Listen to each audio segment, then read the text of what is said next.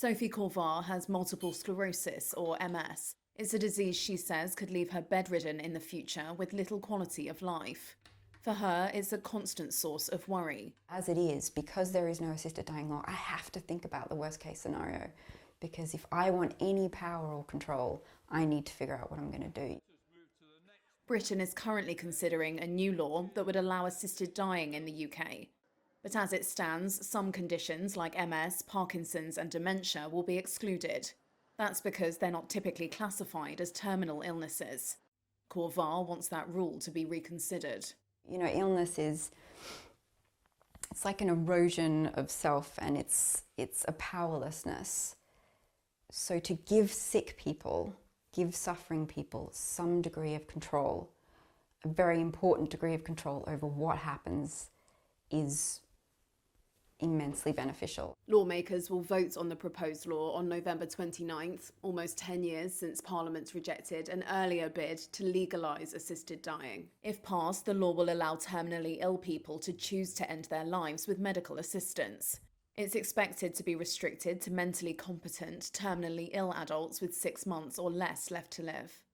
Like, why is my suffering not good enough? I don't know, that's this kind of feeling of, if you're terminally ill, a couple months to live, that's the sort of suffering that people are interested in and people are compassionate about. And I feel if an assisted death is a compassionate response to that kind of suffering, why is it not a compassionate response to people in unbearable, incurable suffering as well?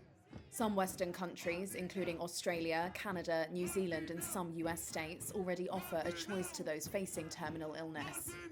But in the UK, options remain limited. Last year, 40 British people travelled to Swiss clinic Dignitas, which offers assisted dying options to the terminally ill. I can go to Dignitas, which is expensive and just kind of miserable to sort of die in exile. My partner can't come because of the legal implications, so I'll be alone. If I if that's not my choice, if I choose to basically take my life by my own hand, again, my partner can't be with me because of the legal implications. It's a horrible thing to sort of think and have to have a plan. Campaigners for assisted dying say public opinion has changed since Parliament rejected a change to the law a decade ago.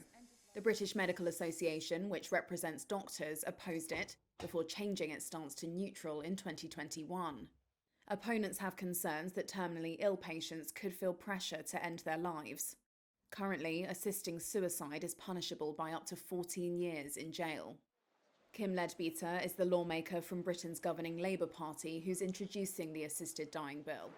I understand that people would want a bill that goes further, but I am nervous about having wide criteria without really stringent parameters, because I think that's when people really will worry about where the direction of travel is. So as far as I'm concerned, the bill needs to be tight, it needs to be robust, and it needs to be just for people with terminal illness. British Prime Minister Keir Starmer has in the past supported assisted dying.